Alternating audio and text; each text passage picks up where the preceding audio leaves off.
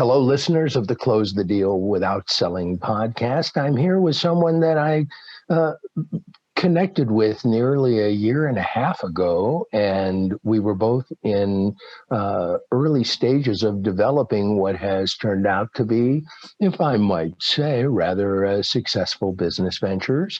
And I'm delighted to introduce all of the listeners to the podcast to Shruti Kapoor, who comes from us from a long way away. So first of all, I want to thank Shruti for coming on the podcast and want to say a collective hello.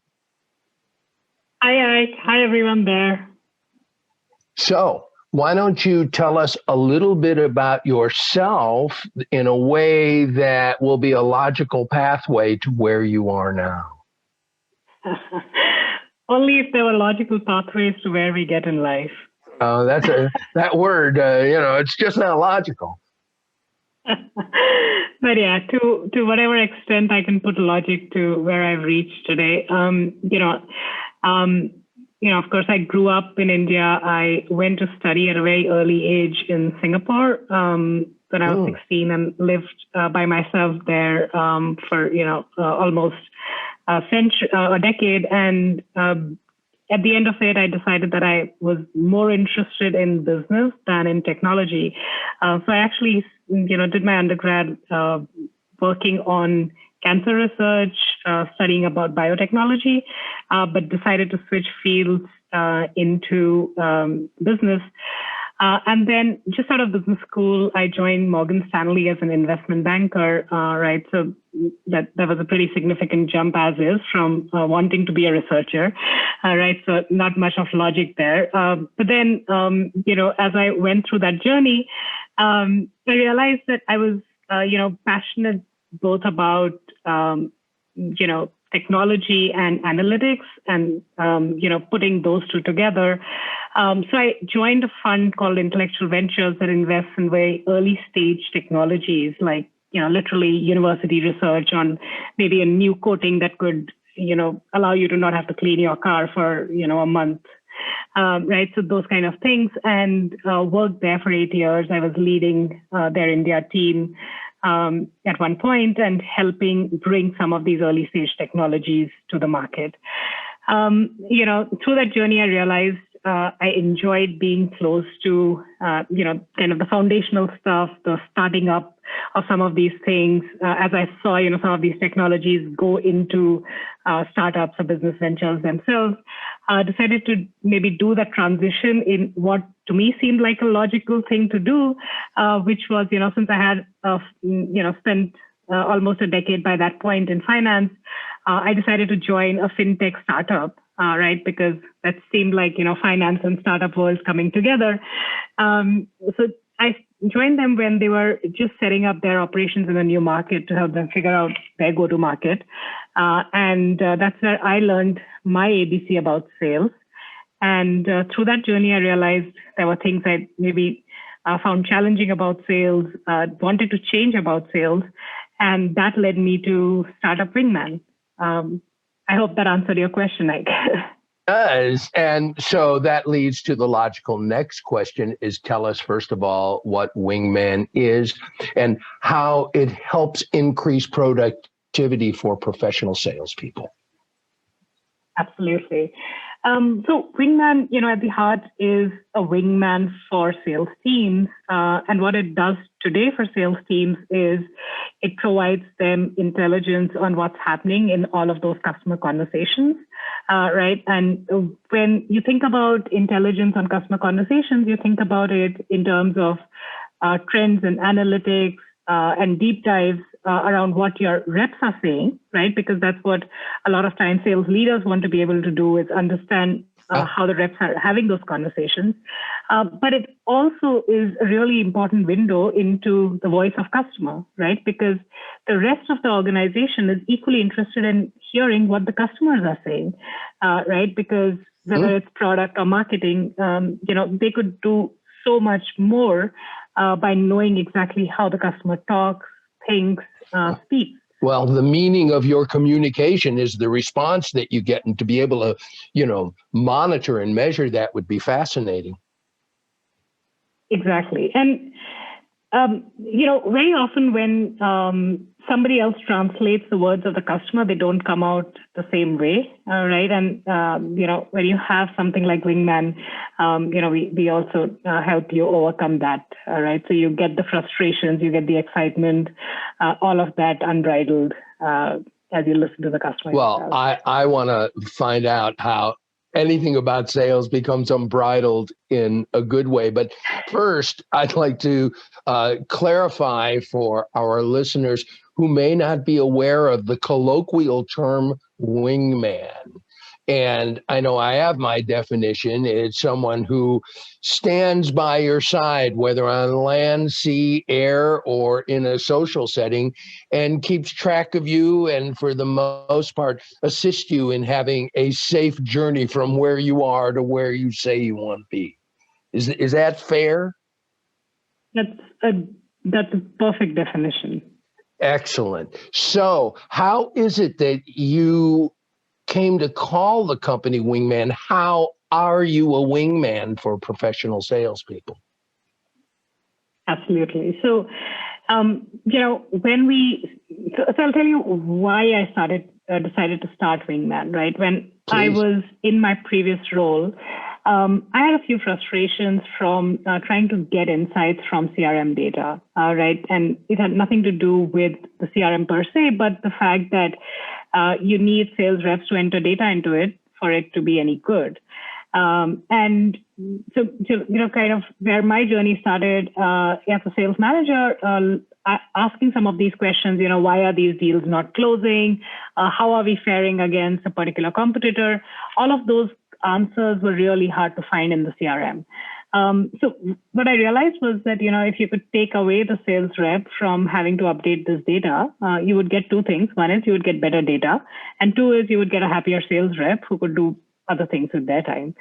So, literally where I started was to say, listen, this is a problem, but today you have the technology to take these conversations, transcribe them, and do a bunch of analytics on top of it without having to have a salesperson, translate those things and put them down.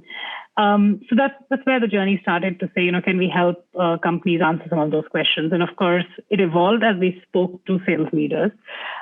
Today, what we do, and the reason why we call it Wingman, right, is we want to enable sales managers to help coach and lead their sales teams better. And I'll get into how in a minute, right? And we also want to enable sales reps to be able to have those conversations better, right? And so, which is why I call it like a wingman for the sales team, because we are not saying that we just want to help managers, do better sales pipeline forecasting, right? We are not saying that we want sales reps to be able to do better data entry, right? We want to kind of help the entire sales team and help them get to where they want to be. And every sales team wants to get to bigger revenue goals. And the way we enable that, right? So on the sales manager side, if you think of what their KPIs are and, how do they think about the problems that they have day to day, they, of course, want to, hit bigger targets. For them to hit bigger targets, they want to improve conversion rates. And for them to improve conversion rates, they want to, have their reps have better conversations with the customer, right? And and so that's where we come in, right? To say that how can we help the sales team have better conversations, and for managers to understand what is a good or a bad conversation, what are the trends in conversations that help close deals versus in conversations that lose deals, right? So today with Wingman, you can go into a dashboard and you can see, in all of the deals where I won the deal, this particular behavior happened 80% of the time, whereas if I lost the deal, this didn't happen, right? For example, one of the data that I looked at was customer pain points. Like there was a lot more discussion on customer pain points where the deals were won versus in cases where the deals were lost, right? Now, of course, it is obvious, but when you have data backing it, it becomes, one, easier for the manager to drive home that point with the reps, because otherwise it's, my opinion versus yours. And two, it becomes easier for the manager to see whether if they've given that feedback to a rep, are they able to actually change that behavior? Because very often you have playbooks and you have reality, and those two don't match. Um, so that's what it does for the sales managers. And for the sales reps, what it does is it becomes a great place where they can go because it has all of their conversations. It gives them insights into, how their peers are doing. They already know which peers are maybe doing better or worse than them. So they can pick up best practices on their own. They can track, they can set goals for themselves. They can track those. But the other unique thing about Wingman is it also enables them in real time. So as they are having the conversation with the customer, it can provide them, nudges like, hey, you've been speaking for too long, like I have been right now. And it can also, give them information, little nuggets that they need, right? So if suddenly a competitor comes up or somebody asks about a particular tech stack integration that maybe they don't know the details about, they can have that. How soon do they become comfortable with the fact that there is actually a voice in their ear? Yeah. So one is it's visual cues, right? So it's well, I meant that more metaphor. It depends. I think for newer reps, right, and newer in the sense they might be joining a new company or they might generally be new to sales, they find it really helpful because today what they might be doing as an alternative is they might actually have like the FAQ page of the company website open, and they might be searching for that information as they speak to the customer if they don't know something, right? Whereas the alternative in this case is that, hey, I don't need to do anything out of the ordinary. As I speak, something shows up and shows me the cue cards, right? And they can choose to ignore it. They can customize it. Different people might have different needs for what they remember and what they forget. So it's pretty easy. So what I'm looking at least in my mind, is a virtual sales partner. Exactly. Is that accurate? Exactly. It's like your virtual wing.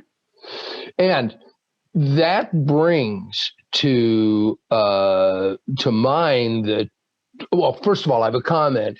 I was wondering how often the managers find out that what they need to tell their reps is that you need to talk less and listen more, ask a good question and listen more. I'm wondering how those fit in terms of the hierarchy of what is being told to the reps by their managers.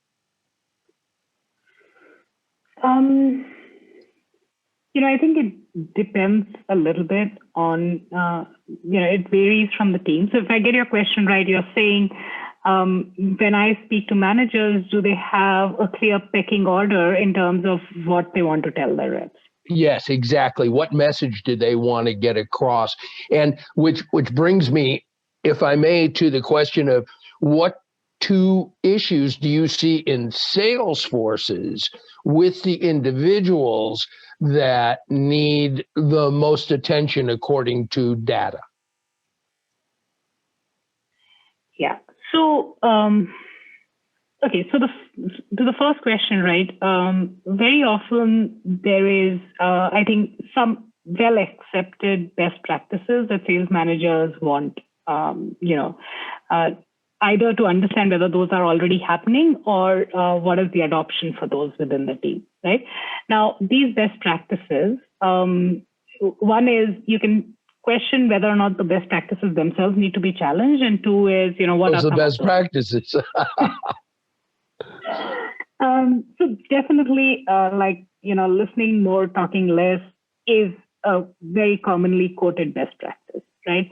Now, what we discovered when we looked at the data was that if we look at different ranges of, talk to listen ratio, like we say, okay, 40 to 50% is great because you're talking less than the customer, 50 to 60% is maybe okay, but, whatever, right? So if I split it out like that, I actually don't see difference in close win rates across these categories, right? So the win rates for a call with high talk to listen ratio versus for a call with low talk to listen ratio, there's actually no difference. So then, you big question. So yeah, this is why I say that some of the best practices need to be maybe looked at a little bit more carefully. And it's not that, the data is telling you that you don't need to listen to your customer, right? What the data is saying is that you need to kind of maybe slice and dice these best practices to your context a little bit more, right? If I were to go and maybe dice this into saying, how does this vary for a discovery call versus a demo call versus a qualification, I might see some different patterns. And, similarly, by organizations, by type of sales process, all of those things will depend. How many of the clients that you work with are actually working from a specific selling system versus having really good salespeople who are just out there doing their thing? Is there a balance between the two, and what do you recommend? So we of course see a mix, right? And how embedded they are in the process also depends on the size of the team, and maybe that's a good proxy to look at, right? So for us, what we see is for teams that are larger than 5 people, they begin to have some semblance of a process. By the time there are like 20 plus salespeople, the process is much more well established. Very few of them actually use a single methodology, right? A lot of them actually use like kind of different methodologies that they bring together and, kind of define their own script or process or playbook. And so like, if you were to say, how does this data, what is the split within the data? I would say that, 70% plus of what we've looked at is definitely teams which are in the 10 plus sales team category, 10 plus sales reps, and which means that they have at least some semblance of a process. And then, of course, there are smaller teams which don't have maybe much of a process.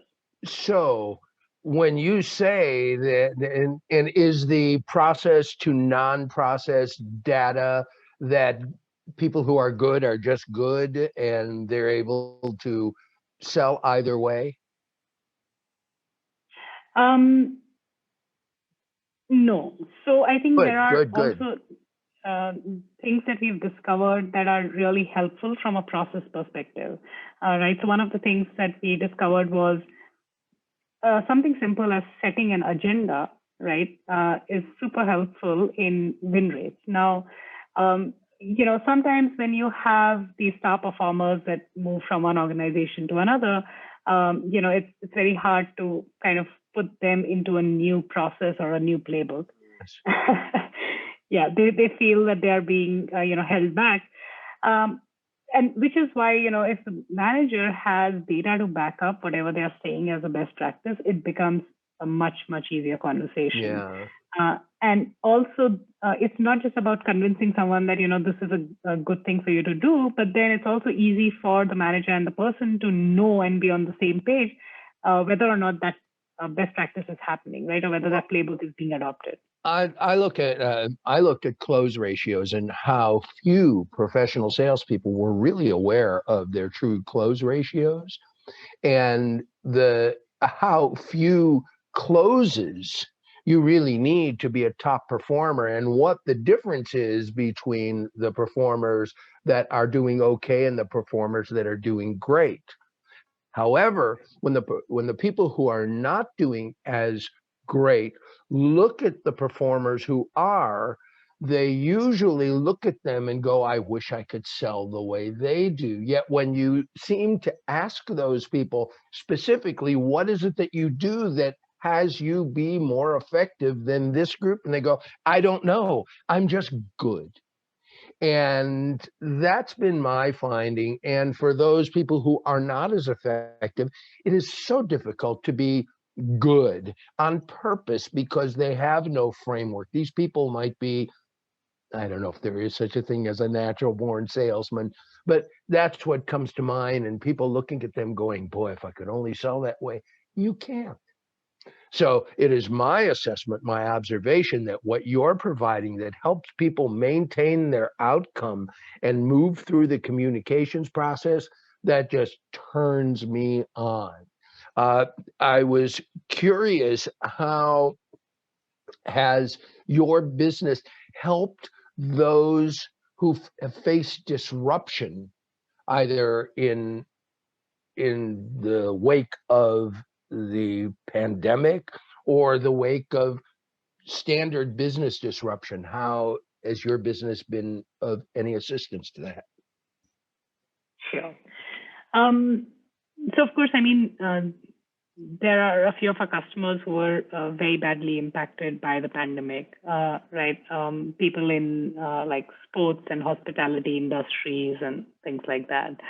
And I think at least a little bit that we did that we could do from ourselves was we wanted them to still be able to feel in touch with the team, to be able to still collaborate, and with everything being remote. So for some of those businesses that we knew got impacted because of the pandemic, we actually helped them with just letting them use the tool free for literally the end of the year. But That's then I great. think. Thank you. And then overall, what we saw was there was definitely a trend towards people feeling more isolated and more stressed when it came, especially to sales teams, right?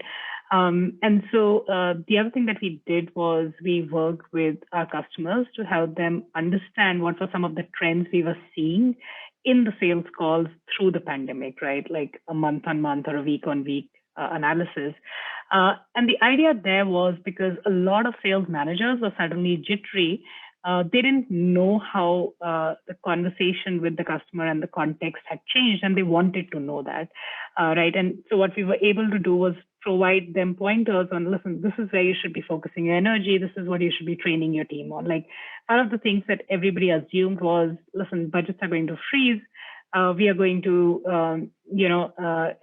have to train our reps on how to maybe offer discounts to overcome that challenge. But what we realized when we did the analysis was budgets, yes, they are a concern, but the bigger concern is timing, and you can't overcome that concern, right? And so you just need to kind of teach your reps to not be pushy rather than being pushy and trying to, give out a discount to close, right? Because whose problem are you trying to solve? Yeah.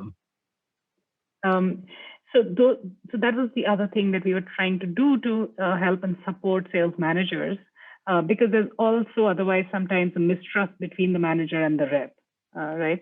And then the third piece of it was, just the isolation from teams going remote. So what we did was, we always had the ability for people to collaborate, leave comments, etc. But we've brought in even more collaboration features into the platform. People can leave comments. It'll send them a Slack notification to their manager.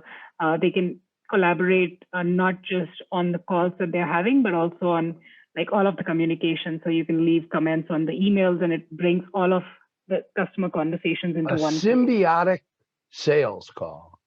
I like that. I like that a lot. It's interesting you mentioned about what their teams are looking for to help them through these strange times. And one of my guests, and now a friend named Alex Goldfein, just wrote a book. And in that book, he talks about the missed opportunity of sales teams calling back their existing clients on basically a wellness checkup. And during that wellness checkup, just be able to say to them, it's interesting, of all the things we do, I don't know if you knew about this. And there's something that hadn't been promoted to them. And in most cases, they'll go, excuse me, no, I didn't know you did that. And he said, it's strange how effective it is. So our listeners know about my honoring Alex and his approaches, but I just like sharing it. I guess that's what the referral process is all about, huh? Yeah, that's true. So when it comes to AI, which is a good portion of the framework under which your system is built. Is that correct? Yeah, that's right. All right. Where do you see AI and its future counterparts taking the sales industry over the next 10 years? I like to often do The this. ball. Come on, come on. Yeah. Yeah, so one of the hints that we can take is from how has sales evolved in the B2C context, right? And then say, how will that be different for a business to business sale? If you think about the business to customer sale, it's really changed in the last 5 to 10 years with e-commerce coming in, with customers, being much more sure about what they want, what they're looking for, and the sales process largely being about educating and enabling them rather than maybe making them aware of a need that they didn't have, or creating urgency or those type of things, right? Like very often the salesperson, and in B2C today, the salesperson doesn't even exist in a lot of those transactions, right? So I think for B2B, the question is, one, will the salesperson exist 10 years out, right? And the second is, if and there are probably going to be situations where the salesperson will not exist in the B2B process either, right? We already see a lot of what people call product-led growth companies, which today still start out with, for smaller teams, not having a salesperson that needs to attend to them, but, bringing in a salesperson only for upselling or something like that. We might see that trend expand to a larger suite of products. But I think the other trend that we all solidly know is a sales intervention is going to come in much later in that buying journey, right? Explain that. And I know here, but that term, I think that's the first time you used it, sales intervention. Tell us about that. Yeah. So what I mean is that today, when I want to buy something, right, when do I first interact with a salesperson, right? That interaction point, I think, is just getting pushed later and later into the journey, right? So earlier, when I wanted to buy something, I would, suppose I wanted to buy a CRM, right? I would go and I would just say, okay, you know what are the CRMs that are out there? I would try and get in touch with a salesperson first, and I would use that as an opportunity to educate myself. Today, what I would do is, because there is so much information available, I would, go Google for the CRM. I would know all of their competitors. I would know how A is better than B, what are the different plans, trials, everything. I would probably know the feature comparisons. And then when I eventually speak to a salesperson, I'm probably looking for very specific questions to get answered, or which didn't get answered from the general literature, which are contextual to me, which means that my requirement from a salesperson is also higher. I probably want a salesperson who's much more of an expert, who is much more empathetic, who can get more into my use case. So I think that the role of the salesperson is going to change significantly as the buying journey and process change. The technical customer service person talking to you about, answering your questions and just making you feel comfortable that this product or service will solve your problem. Yeah. Some of that is definitely that. And I think, one way to also think about it is how would you have thought about a car purchase 10 years back versus how do you think about it today, right? Like earlier, people would just walk into the showroom and then they would wait for the salesperson to tell them about the different cars, their features. But today, you do all of your research and you show up and say, listen, this is the car I want. I even know this is the best price that's available in this area for this car. Now just give it to me, right? So things have changed. I know I'm in my 70s now, and I just have seen the craziest transformations from death of a salesman, Glenn Gary, Glenn Ross type salespeople moving into the realm of the 21st century. And when they talk about, technological advances, I believe the technology of sales has to update itself in order to at least live in I'll use the word symbiotic relationship again with the ability to Google and do exactly what you were doing. And we need to be much more effective at solving problems rather than giving information. And that's the one coaching that I am looking forward to spreading around the world, is that I believe, and it's just my opinion, you must never educate a prospect. You must only educate your clients. Your job with a prospect is to get information, not give it, as you described, getting the pain points or finding out their problems and then having them convince you that what you supply to them will indeed get them from where they are to where they want to be. And that's not something that you can do by winging it, because none of us were really taught to ask the type of questions, the powerful doctor style open-ended questions that get you to that point. And I'm curious, how has the sales process, as you've seen it over these last few years, shifted towards that doctor style consultative selling rather than the demo presentation as soon as you walk in the door? Unfortunately, it hasn't. It hasn't shifted as much as we would have liked it to. I'm so and naive.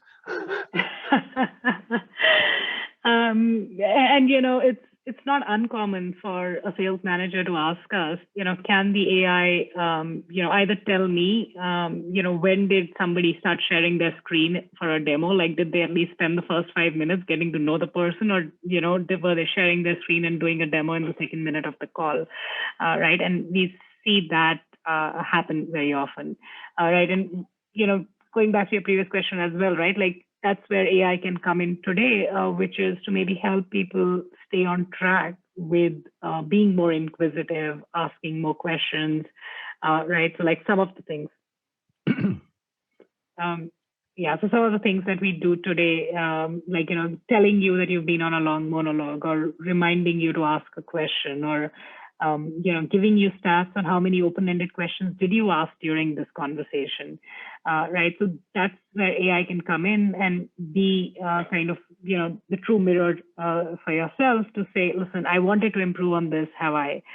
But yeah, I think it's not changed fast enough when it comes to those things. And the reason why it's not changed is I think maybe there is something to do with human nature. Everybody likes the sound of their own voice. That was the sweetest cut I've ever heard. All you salespeople listening to this, you should stop.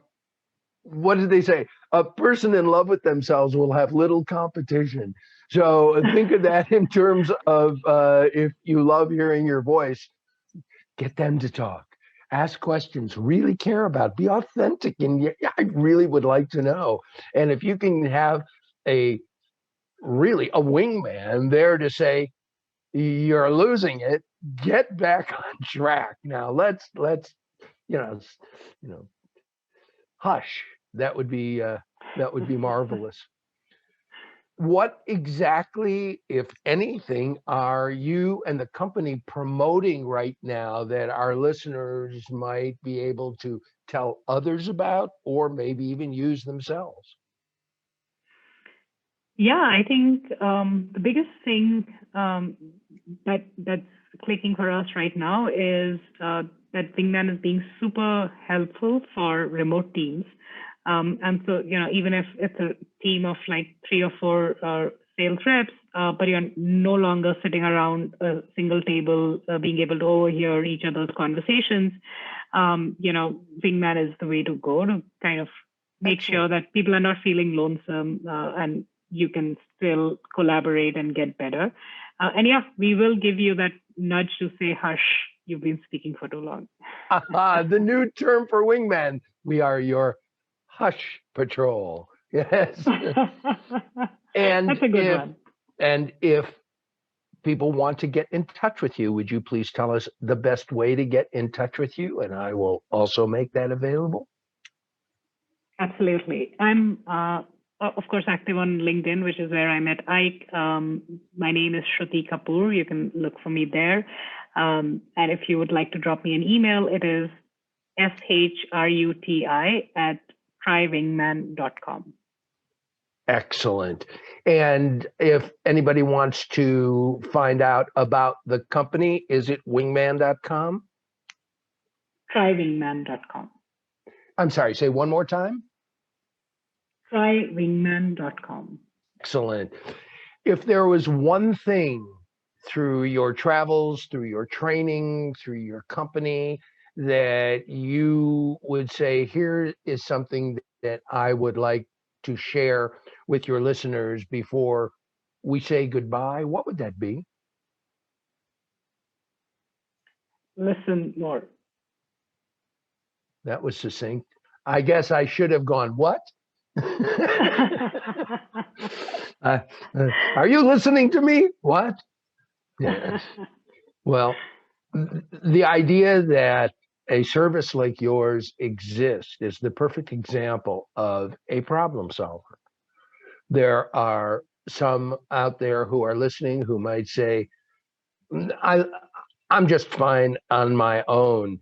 And you know what? Not everybody is in everybody's marketplace. And if you're that effective, where assistance at pretty much real time is something that you can do without, continue on. And if what you've heard today piques your interest as to the possibility of having a support in place that helps you with your language and your communication.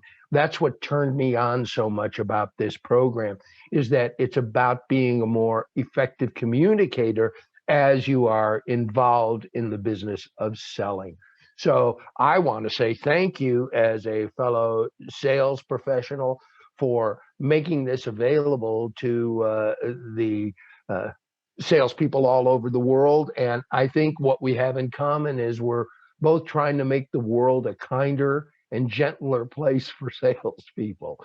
So I hope that works out. Shruti Kapoor. And to make salespeople more likable.